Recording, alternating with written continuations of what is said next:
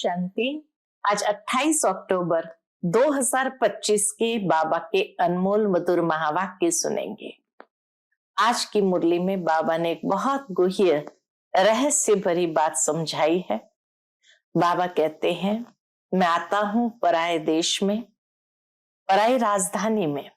पराई राजधानी अर्थात ये रावण की राजधानी में बाबा को आना पड़ता है और शरीर भी पुराना लेते हैं, नया शरीर भी नहीं मिलता या अपना शरीर भी नहीं मिलता है और इस पुराने शरीर में रह करके ही नवयुग की स्थापना करते हैं, सतयुग की स्थापना करते हैं।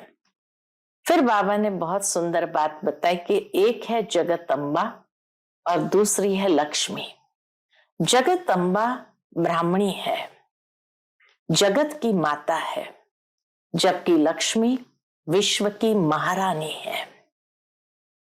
जगत अम्बा अर्थात जो इस समय जगत पिता ब्रह्मा बाबा के संग और शिव बाबा की मत पर चलने वाले ज्ञान की देवी, सबकी मनोकामना पूर्ण करने वाली और महालक्ष्मी या लक्ष्मी सतयुग की महारानी जब बनती है तो वहां राज करती है। जगत अम्बा राज नहीं करती है, वो ज्ञान की देवी है, इसीलिए जगत अम्बा सरस्वती भी कहते हैं। वो जगत की माता है, जबकि वो विश्व की महारानी बन वहां राज करती है श्री नारायण के संग। तो बाबा कहते इसीलिए दोनों की महिमा ही अलग अलग है। जगत अम्बा सरस्वती कहते जो ज्ञान की देवी मानी जाती है और प्रजापिता ब्रह्मा की बेटी सरस्वती को कहते हैं। उसी को ही अम्बा भी कहते हैं। बाकी तो अनेक नाम रख दिया, कहाँ दुर्गा काली आदि अनेक नाम रख दिया है। लेकिन बाबा कहते हैं शिव बाबा आकर ब्रह्मा मुख से अम्बा को एडॉप्ट करते हैं और उनके द्वारा मुख वंशावली रचना रचते हैं।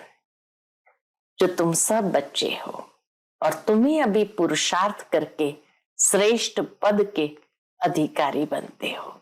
तो सुनते हैं आज के बाबा के अनमोल मधुर महावाक्य। ओम शांति। मीठे बच्चे, तुम्हें संगम पर सेवा करके गायन लायक बनना है, फिर भविष्य में पुरुषोत्तम बनने से तुम पूजा लायक बन जाएंगे। आज की मुरली से प्रश्न है, कौन सी बीमारी जड़ से समाप्त हो तब बाप के दिल पर चढ़ेंगे? उत्तर है, पहली बात देह अभिमान की बीमारी, इसको जड़ से समाप्त करना है। इसी देह अभिमान के कारण सभी विकारों ने महारोगी बनाया है। यह देह अभिमान समाप्त हो जाए तो तुम बाप के दिल पर चढ़ो। और दूसरी बात, दिल पर चढ़ना है तो विशाल बुद्धि बनो। एक तो देह अभिमान को मिटाओ, दूसरा बाबा कहे विशाल बुद्धि बन ज्ञान चिता पर बैठो। रूहानी सेवा में लग जाओ और वाणी चलाने के साथ साथ बाप को अच्छी रीति याद करो, वह भी बाप के दिल पर चढ़ सकते हैं। आज की मुरली से पहले गीत बजा है, जाग सजनिया जाग, अब नवयुग आया है। ओम शांति। मीठे मीठे रूहानी बच्चों ने गीत सुना। रूहानी बाप ने इस साधारण पुराने तन द्वारा मुख से कहा। बाप कहते हैं मुझे पुराने तन में पुरानी राजधानी में आना पड़ता है। अभी ये रावण की राजधानी है, पुरानी राजधानी में आना पड़ा अर्थात रावण की राजधानी है। तन भी पराया है क्योंकि इस शरीर में तो पहले से ही आत्मा है। मैं पराये तन में प्रवेश करता हूं। अपना तन होता तो उसका नाम पड़ता, हमारा नाम बदलता नहीं।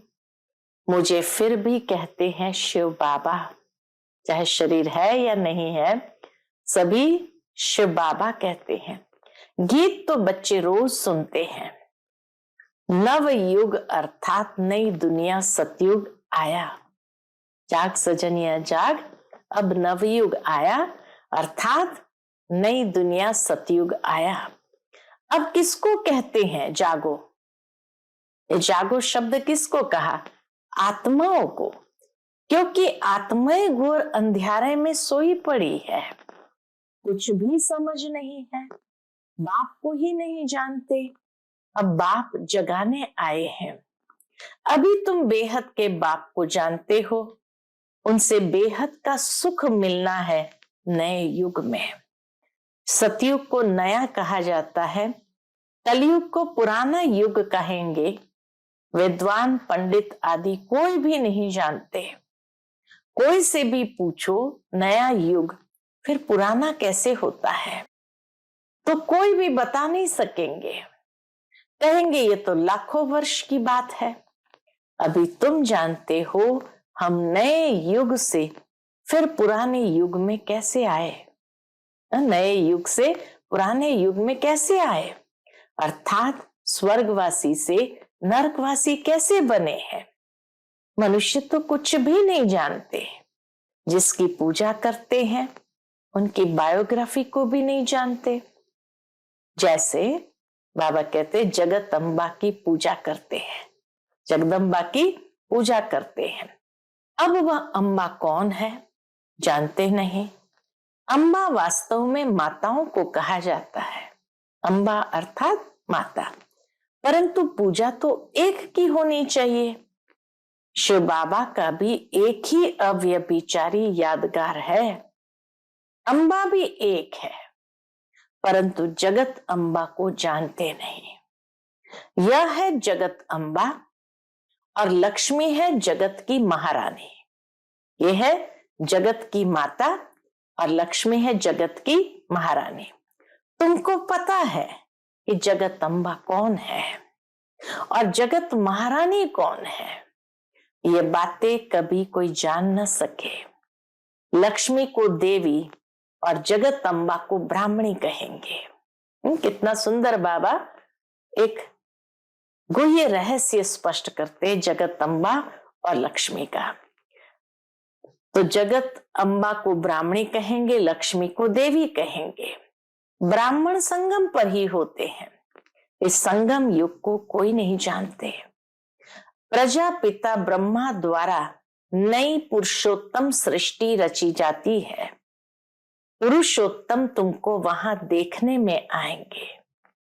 इस समय तुम ब्राह्मण गायन लायक हो, सेवा कर रहे हो, फिर तुम पूजा लायक बनेंगे। ब्रह्मा को इतनी भुजाएं देते हैं तो अम्बा को भी क्यों नहीं देंगे। उनके भी तो सब बच्चे हैं ना। माँ बाप ही प्रजापिता बनते हैं, बच्चों को प्रजापिता नहीं कहेंगे। लक्ष्मी नारायण को कभी सतयुग में जगत पिता जगत माता नहीं कहेंगे। प्रजापिता का नाम बाला है, जगत पिता और जगत माता एक ही है। बाकी है उनके बच्चे। अजमेर में प्रजापिता ब्रह्मा के मंदिर में जाएंगे तो कहेंगे बाबा, क्योंकि है ही प्रजापिता। हद के पिताएं बच्चे पैदा करते हैं तो वह हद के प्रजापिता ठहरे। यह है बेहद का। शिव बाबा तो सब आत्माओं का बेहद का बाप है। यह भी तुम बच्चों को कॉन्ट्रास्ट लिखना है। बाबा कहे ये कॉन्ट्रास्ट जगत अम्बा और लक्ष्मी का जरूर लिखना है। जगत अम्बा सरस्वती है एक। नाम कितने रख दिए हैं, दुर्गा काली आदि। अम्बा और बाबा के तुम सब बच्चे हो, ये रचना है ना। प्रजापिता ब्रह्मा की बेटी है सरस्वती, उनको अम्बा कहते हैं। बाकी है बच्चे और बच्चियां, है सब एडॉप्टेड। इतने सब बच्चे कहां से आ सकते हैं? ये सब है मुख वंशावली। मुख से स्त्री को क्रिएट किया तो रचता हो गया। कहते हैं यह मेरी है, मैंने इनसे बच्चे पैदा किए हैं। यह सब है एडॉप्शन। यह फिर है ईश्वरीय मुख द्वारा रचना। आत्माएं तो है ही, उनको एडॉप्ट नहीं किया जाता है।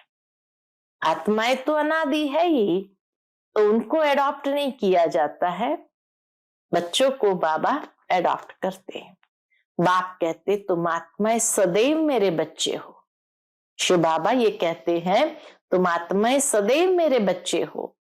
फिर अभी मैं आकर प्रजापिता ब्रह्मा द्वारा बच्चों को एडॉप्ट करता। वो आत्माएं जब शरीर में है कलयुग अंत में, तो शिव बाबा प्रजापिता ब्रह्मा द्वारा बच्चों को एडॉप्ट करते हैं। बच्चों आत्माओं को नहीं एडॉप्ट करते हैं। आत्माएं तो अनादि है, तो आत्माओं को नहीं एडॉप्ट करते, बच्चे और बच्चियों को करते हैं। यह भी बड़ी सूक्ष्म समझने की बातें हैं। इन बातों को समझने से तुम यह लक्ष्मी नारायण बनते हो।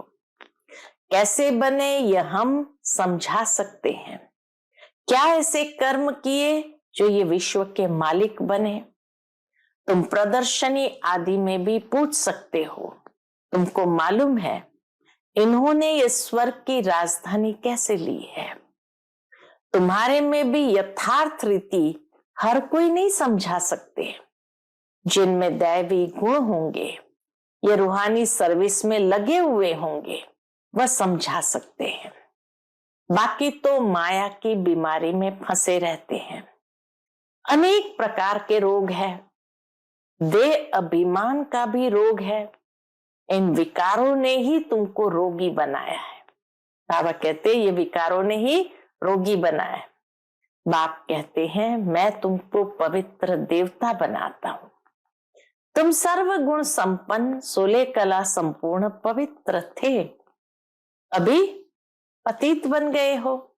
बेहद का बाप ऐसे कहेंगे। इसमें निंदा की बात नहीं। शिव बाबा कोई निंदा नहीं कर रहे हैं, ये समझाने की बात रियलाइज कराते हैं, ताकि फिर हम पुरुषार्थ करें पवित्र बनने का। भारतवासियों को बेहद का बाप कहते हैं मैं यहां भारत में आता हूं। भारत की महिमा तो अपरंपार है। यहां आकर नर्क को स्वर्ग बनाते हैं, सबको शांति देते हैं। तो ऐसे बाप की महिमा अपरंपार है, पारावार नहीं। जगत अम्बा और उसकी महिमा को कोई भी नहीं जानते। इनका भी कॉन्ट्रास्ट तुम बता सकते हो। ये जगत अम्बा की बायोग्राफी, ये लक्ष्मी की बायोग्राफी। वही जगत अम्बा फिर लक्ष्मी बनती है, फिर लक्ष्मी 184 जन्म के बाद जगत अम्बा होगी। चित्र भी अलग अलग रखने चाहिए। दिखाते हैं लक्ष्मी को कलश मिला, परंतु लक्ष्मी फिर संगम पर कहां से आई। वह तो सतयुग में हुई है। ये सब बातें बाप समझाते हैं। चित्र बनाने के ऊपर जो मुकरूर है उनको विचार सागर मंथन करना चाहिए। बाबा कहते जो चित्र बनाते हैं उनको भी अपना विचार सागर मंथन करना चाहिए, तो फिर समझाना सहज होगा। इतनी विशाल बुद्धि चाहिए तब दिल पर चढ़े। जब बाबा को अच्छी रीति याद करेंगे, ज्ञान चिता पर बैठेंगे, तब दिल पर चढ़े। हम बाबा कहे जब बाप को अच्छी रीति याद करेंगे, ज्ञान चिता पर बैठेंगे, तब दिल पर चढ़ेंगे। ऐसे नहीं कि जो बहुत अच्छी वाणी चलाते वह दिल पर चढ़ते हैं, नहीं। बाप कहते दिल पर अंत में चढ़ेंगे, नंबरवार पुरुषार्थ अनुसार, जब देह अभिमान खत्म हो जाएगा। बाप ने समझाया है ब्रह्म ज्ञानी ब्रह्म में लीन होने की मेहनत करते हैं, परंतु ऐसे कोई लीन नहीं हो सकता। बाकी मेहनत करते उत्तम पद पाते हैं। ऐसे ऐसे महात्मा बनते हैं जो उनको प्लेटिनम में वजन करते हैं। दुनिया में लोग प्लेटिनम में वजन करते क्योंकि ब्रह्म में लीन होने की मेहनत तो करते हैं ना, तो मेहनत का भी फल मिलता है। बाकी मुक्ति, जीवन मुक्ति नहीं मिल सकती। तुम बच्चे जानते हो, अब ये पुरानी दुनिया गई की गई। इतने बॉम्ब्स बनाए हैं, रखने के लिए थोड़ी बनाए हैं। तुम जानते हो पुरानी दुनिया के विनाश लिए ये बॉम्ब्स काम में आएंगे। अनेक प्रकार के बॉम्ब्स है। बाप ज्ञान और योग सिखलाते हैं। फिर राज राजेश्वर, डबल सिरताज, देवी देवता बनेंगे। कौन सा ऊंच पद है। बाप कहते हैं, बाप ज्ञान और योग सिखलाते हैं। फिर राज राजेश्वर, डबल सिरताज, देवी देवता बनेंगे। कौन सा पद ऊंच है। ब्राह्मण चोटी है ऊपर में, चोटी सबसे ऊपर है। तो इस समय जब ब्राह्मण बनते हैं वो ऊंच है। फिर देवता बनते हैं तो मुख हो जाता है। अभी तुम बच्चों को पतित से पावन बनाने बाप आए हैं। फिर तुम भी पतित पावनी बनते हो। ये नशा है। हम सबको पावन बनाए राज राजेश्वर बना रहे हैं। नशा हो तो बहुत खुशी में रहे। अपने दिल से पूछो, हम कितनों को आप समान बनाते हैं। एक बार किसी ने यही सवाल पूछा कि जब ब्राह्मण चोटी है और देवता मुख है, तो फिर चोटी से मुख बनने का लक्ष्य क्यों दिया जाता है, नीचे उतरने का लक्ष्य क्यों दिया जाता है। लक्ष्य तो हमेशा ऊपर का होना चाहिए ना। तो वास्तव में ब्राह्मण से देवी देवता बनने का लक्ष्य नहीं है। ब्राह्मणों का लक्ष्य है बाप समान बनना या फरिश्ता बनना। तो फरिश्ता तो ऊंच हो गए। फिर निराकारी दुनिया में जाते हैं। फिर ज्ञान की प्रारब्ध अनुसार दैवी पद पाते हैं। तो मनुष्य जब है, पैर है एकदम, तब लक्ष्य दिया जाता तुम्हें देवता बनना है। लेकिन एक बार ब्राह्मण बन गए तो ब्राह्मणों को लक्ष्य दिया जाता फरिश्ता बनना है। देवता तो बाद में उस स्थिति का, फरिश्तेपन की स्टेज का रिजल्ट है। तो इसीलिए बाबा कहते हैं लक्ष्य हमारा कोई देवी देवता बनने का नहीं, लक्ष्य हमारा फरिश्ता बनने का है, बाप समान बनने का है। तो बाबा कहते नशा हो तो बहुत खुशी में रहे। अपने दिल से पूछो, हम कितनों को आप समान बनाते हैं। प्रजापिता ब्रह्मा और जगत अम्बा दोनों एक जैसे हैं। ब्राह्मणों की रचना रचते हैं। शूद्र से ब्राह्मण बनने की युक्ति बाप ही बताते हैं। यह कोई शास्त्रों में नहीं है। यह है भी गीता का युग। महाभारत लड़ाई भी बरोबर हुई थी। राजयोग एक को सिखाया होगा क्या। मनुष्य की बुद्धि में फिर अर्जुन और कृष्ण ही है। यहां तो ढेर पढ़ते हैं। बैठे भी देखो कैसे साधारण है। छोटे बच्चे अलफ बे पढ़ते हैं ना। तुम बैठे हो, तुमको भी अलफ बे पढ़ा रहे हैं। अलफ और बे यह है वर्षा। बाप कहते मुझे याद करो तो तुम विश्व के मालिक बनेंगे। कोई भी आसुरी काम नहीं करना है। दैवी गुण धारण करने हैं। देखना है हमारे में कोई अवगुण तो नहीं। मैं निर्गुण, हारे में कोई गुण नहीं। अभी निर्गुण आश्रम भी है, परंतु अर्थ कुछ भी नहीं। निर्गुण अर्थात मेरे में कोई गुण नहीं। अब गुणवान बनाना ये तो बाप का ही काम है। बाप के टाइटल की टोपी फिर अपने ऊपर रख दी, मनुष्य ने अपने ऊपर रख दी है। बाप कितनी बातें समझाते हैं, डायरेक्शन भी देते हैं। जगत अम्बा और लक्ष्मी का कॉन्ट्रास्ट बनाओ। ब्रह्मा सरस्वती संगम के, लक्ष्मी नारायण है सतयुग के। यह चित्र है समझाने के लिए। सरस्वती ब्रह्मा की बेटी है, पढ़ते हैं मनुष्य से देवता बनने के लिए, अभी तुम ब्राह्मण हो। हमेशा इसलिए कहा लक्ष्य है मनुष्य से देवता बनने का, ब्राह्मण से देवता बनने का नहीं। अभी तुम ब्राह्मण हो। सतयुगी देवता भी मनुष्य ही है, परंतु उनको देवता कहते हैं।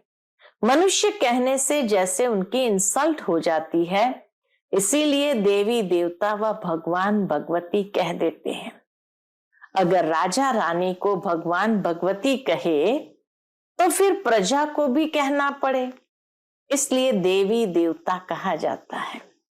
त्रिमूर्ति का चित्र भी है।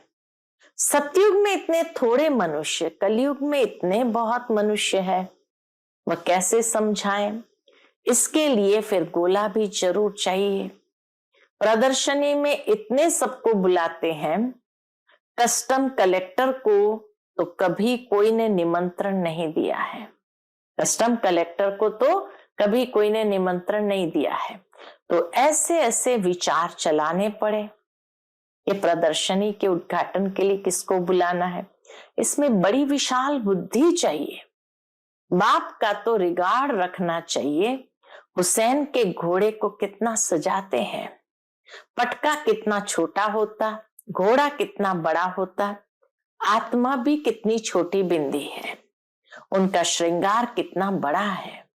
यह अकाल मूरत का तख्त है ना। सर्वव्यापी की बात भी गीता से उठाई है।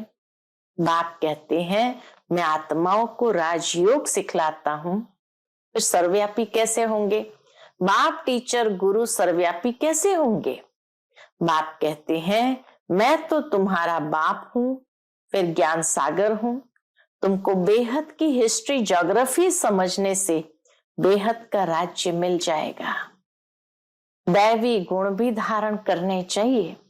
माया एकदम नाक से पकड़ लेती है, चलन गंदी हो पड़ती है, फिर लिखते हैं ऐसी ऐसी भूल हो गई, हमने काला मुंह कर लिया। यहां तो पवित्रता सिखाई जाती है। फिर अगर कोई गिरेंगे भी तो फिर उसमें बाप क्या कर सकते हैं? फिर उसमें कोई गिरेंगे तो उसमें बाप क्या कर सकते हैं? घर में कोई बच्चा गंदा हो पड़ता है, काला मुंह कर देता है, तो बाप कहते तुम तो मर जाते तो अच्छा है। बेहद का बाप बल ड्रामा को जानते हैं, फिर भी कहेंगे तो सही ना। तुम औरों को शिक्षा देकर खुद गिरते हो तो 1000 गुना पाप चढ़ जाता है। कहते माया ने थप्पड़ मार दिया। माया ऐसा गुस्सा मारती है जो एकदम अकल ही गुम कर देती है। बाप समझाते रहते हैं आंखें बड़ी धोखेबाज है, कभी भी कोई विकर्म नहीं करना है। तूफान तो बहुत आएंगे, क्योंकि युद्ध के मैदान में हो ना, पता भी नहीं पड़ता कि क्या होगा। माया झट थप्पड़ लगा देती है। अभी तुम कितने समझदार बनते हो। आत्मा ही समझदार बनती है ना, आत्मा ही बेसमझ थी, अब बाप समझदार बनाते हैं। बहुत देह अभिमान में है, समझते नहीं कि हम आत्मा है। बाप हम आत्माओं को पढ़ाते हैं, हम आत्मा इन कानों से सुन रही है। अब बाप कहते हैं कोई भी विकार की बात इन कानों से न सुनो। बाप तुम्हें विश्व का मालिक बनाते हैं। मंजिल बहुत बड़ी है। मौत जब नजदीक आएगा तो फिर तुमको डर लगेगा। मनुष्य को मरने के समय भी मित्र संबंधी आदि कहते हैं ना, भगवान को याद करो, या कोई अपने गुरु आदि को याद करेंगे। देहधारी को याद करना सिखलाते हैं। बाप तो कहते हैं माँ में कम याद करो। यह तो तुम बच्चों की ही बुद्धि में है। बाप फरमान करते हैं माँ में कम याद करो, देहधारियों को याद नहीं करना है। माँ बाप भी देहधारी है ना। मैं तो विचित्र हूं। शिव बाबा कहते मैं तो विचित्र हूं, विदेही हूं, इसमें बैठ तुमको ज्ञान देता हूं। तुम अभी ज्ञान और योग सीखते हो, तुम कहते हो ज्ञान सागर बाप द्वारा हम ज्ञान सीख रहे हैं राज राजेश्वरी बनने के लिए। ज्ञान सागर ज्ञान भी सिखलाते हैं, राजयोग भी सिखलाते हैं। ज्ञान सागर ज्ञान और योग दोनों ही सिखलाते हैं। अच्छा, मीठे मीठे सिकिलते बच्चों प्रति माता पिता बाप दादा का याद प्यार और गुड मॉर्निंग। रूहानी बाप की रूहानी बच्चों को नमस्ते। हम सब रूहानी बच्चों की रूहानी माता पिता बाप दादा को याद प्यार, गुड मॉर्निंग और नमस्ते नमस्ते। शुक्रिया बाबा, शुक्रिया। आज की मुरली से धारणा के लिए मुख्य सार है। पहली पॉइंट, समझदार बन, माया के तूफानों से कभी हार नहीं खानी है। आंखें धोखा देती है, इसलिए अपनी संभाल करनी है। कोई भी विकारी बातें इन कानों से नहीं सुननी है। दूसरी पॉइंट, अपने दिल से पूछना है कि हम कितनों को आप समान बनाते हैं। मास्टर पतित पावनी बन, सबको पावन राज राजेश्वर बनाने की सेवा कर रहे हैं। हमारे में कोई अवगुण तो नहीं है। दैवी गुण कहां तक धारण किए हैं, ये बाबा कहे अपने में चेक करना है। आज का बाप दादा का मधुर वरदान हम बच्चों के प्रति है, हर संकल्प व कर्म को श्रेष्ठ और सफल बनाने वाले ज्ञान स्वरूप समझदार भव। हर संकल्प व कर्म को श्रेष्ठ और सफल बनाने वाले ज्ञान स्वरूप समझदार भव। जो ज्ञान स्वरूप समझदार बनकर कोई भी संकल्प व कर्म करते हैं, वे सफलता मूर्त बनते हैं। इसी का यादगार भक्ति मार्ग में कार्य प्रारंभ करते समय स्वास्तिका निकालते हैं व गणेश को नमन करते हैं। यह स्वास्तिका स्वस्थिति में स्थित होने और गणेश नॉलेजफुल स्थिति का सूचक है। स्वस्थिति में स्थित होने का और गणेश माना नॉलेजफुल स्थिति का सूचक है। आप बच्चे जब स्वयं नॉलेजफुल बन हर संकल्प व कर्म करते हो तो सहज सफलता का अनुभव होता है। आज का स्लोगन है, ब्राह्मण जीवन की विशेषता है खुशी, इसलिए खुशी का दान करते चलो। बहुत सुंदर बात कही, ब्राह्मण जीवन की विशेषता है खुशी, इसलिए खुशी का दान करते चलो, सबको खुश रखो। आज का व्यक्त इशारा स्वयं और सर्व के प्रति मनसा द्वारा योग की शक्तियों का प्रयोग करो। उसके अंतर्गत जैसे कोई भी साइंस के साधन को यूज करेंगे तो पहले चेक करेंगे कि लाइट है या नहीं है। ऐसे जब योग का, शक्तियों का, गुणों का प्रयोग करते हो तो पहले ये चेक करो कि मूल आधार आत्मिक शक्ति, परमात्म शक्ति व लाइट हल्की स्थिति है।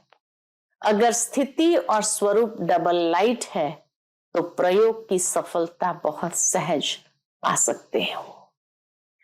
अगर स्थिति और स्वरूप डबल लाइट है तो प्रयोग की सफलता बहुत सहज पा सकते हो। अच्छा, ओम शांति।